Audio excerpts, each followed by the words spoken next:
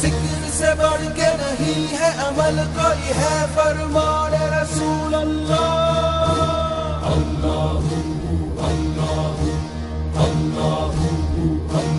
نجات ملتی ہے ان کو یقیناً کرے جو قلب سے ذکر اللہ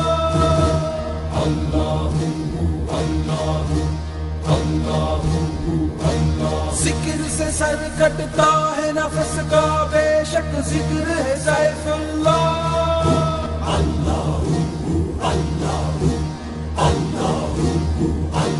ذکر امن ہے ذکر ہے فتح ذکر شفا ہے ذکر ہے دوا بسم اللہ الرحمن الرحیم۔ السلام علیکم ناظرین، میں ہوں آپ کا میزبان ارشد سینا اور آپ اس وقت دیکھ رہے ہیں ایسین کا خصوصی پروگرام زمین پہ۔ آج ہم اس پروگرام میں آپ کو دکھا رہے ہیں 12 ربیع الاول کے بارے میں۔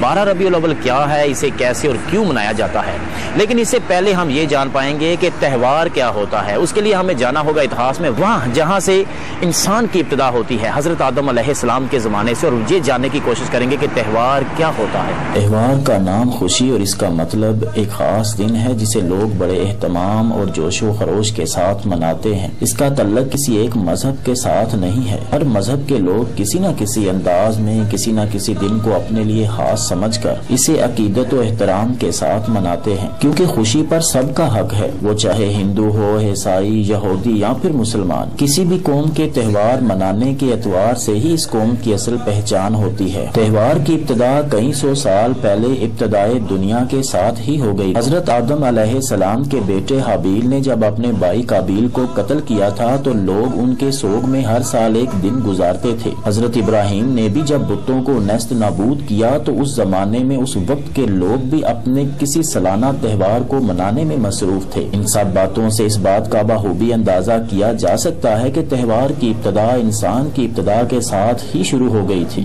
صلی اللہ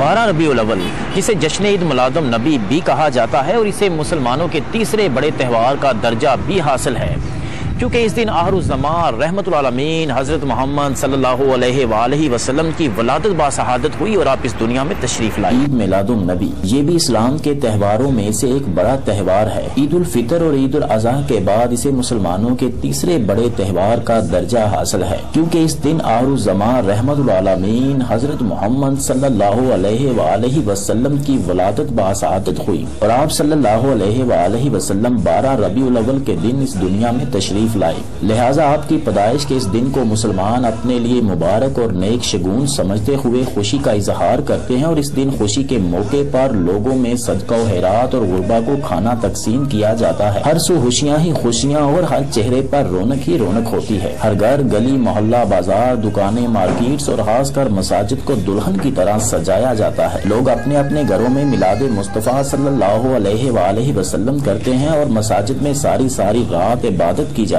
ہے۔ ذکر ہے بہتر نفرت سے، ذکر ہے بہتر غفلت سے، ذکر ہے بہتر حجت سے، ذکر ہے بہتر غیبت سے۔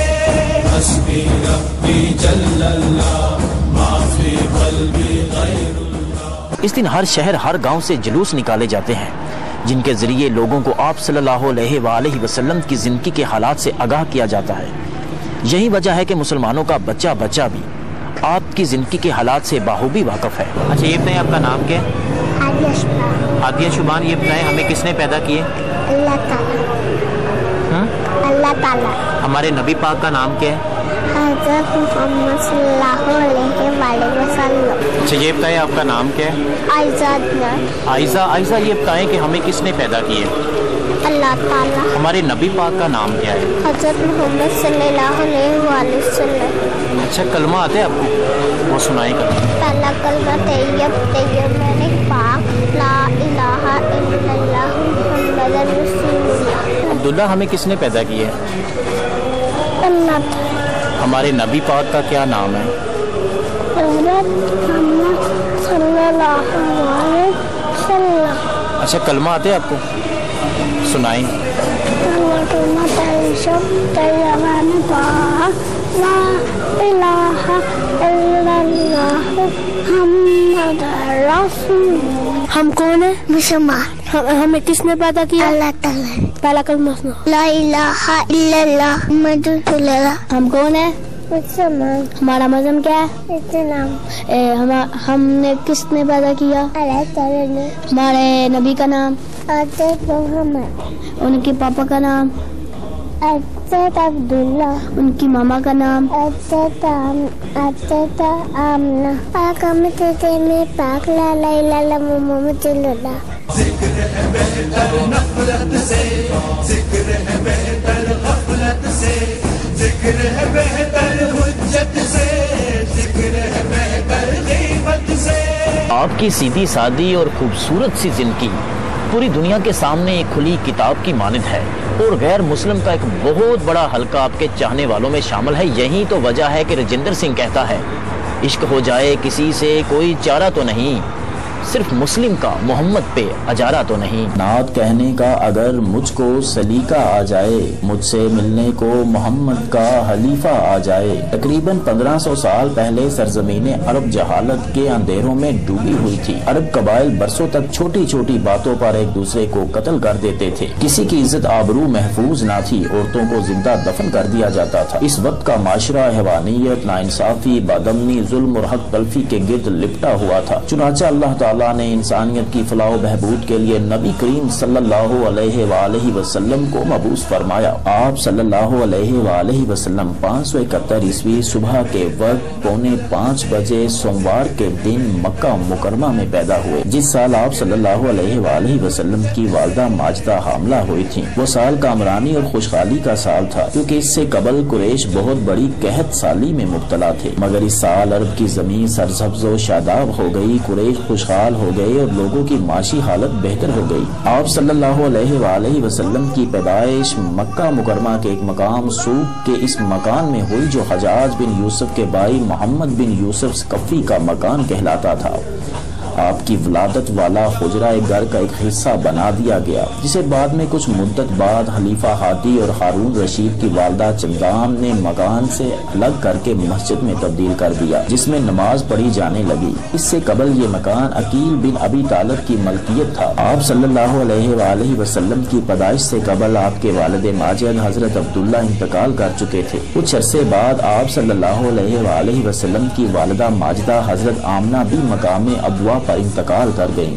آپ صلی اللہ علیہ وآلہ وسلم کی پرورش کی ذمہ داری آپ کے دادا عبد المطلب نے لی، لیکن 2 سال بعد وہ بھی انتقال کر گئے اور پھر آپ کی کفالت آپ کے چچا ابو طالب کے ذمہ ہوئی۔ 25 سال کی عمر میں حضرت خدیجہ سے شادی ہوئی اور 40 سال کی عمر میں آپ کو نبوت سے نوازا گیا، اور پھر غار میں رکھنا تھا انہیں محفوظ، بن کے جالا تنا ہوا تھا میں۔ آپ صلی اللہ علیہ وآلہ وسلم نے لوگوں کو انسانیت، اخوت، مساوات، رواداری اور حقوق العباد کا درس دیا، اور پھر دنیا کی جہالت کے اندھیروں کو مٹا کر اسے روشن کرتے ہوئے 63 سال کی عمر میں دوشنبہ 12 ربیع الاول 11 ہجری دوپہر کے وقت آپ صلی اللہ علیہ وآلہ وسلم نے انتقال کر کے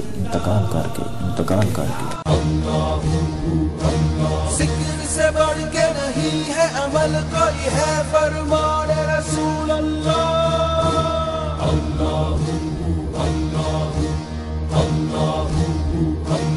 نجات ملتی ہے ان کو یقیناً کرے جو قلب سے ذکر اللہ۔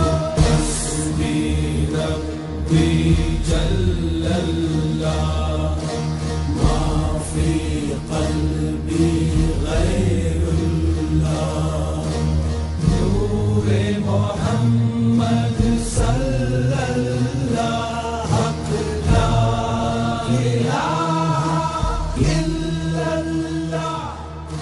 ناظرین، یہ سرائے عالمگیر کے رات کے مین جی ٹی روڈ کے مناظر ہیں، اور آپ ان مناظر کو دیکھ کر یہ اندازہ لگا سکتے ہیں کہ آپ صلی اللہ علیہ وآلہ وسلم سے لوگوں کو کتنی محبت ہے، اور انہوں نے کتنے جوش و خروش اور جذبے کے ساتھ اپنے گھروں کو، بلڈنگز کو، اپنی دکانوں کو کس خوبصورتی کے ساتھ دلہن کی طرح سجایا ہوا ہے۔ ہمارا بہت دل کر رہا تھا کہ ہم یہاں اس مین جی ٹی روڈ پہ سرائے عالمگیر کے لوگوں سے بات چیت کریں، ان کے اندر جو آپ صلی اللہ علیہ وآلہ وسلم سے محبت کے احساسات جذبات ہیں وہ جان پائیں، لیکن وقت کی کمی کی وجہ سے ہم لوگوں سے بات چیت نہیں کر سکتے، اس لیے ہم یہاں بہت سے لوگ موجود ہیں، معذرت رہا ہے۔ حسبی ربی جل اللہ ما فی قلبی غیر اللہ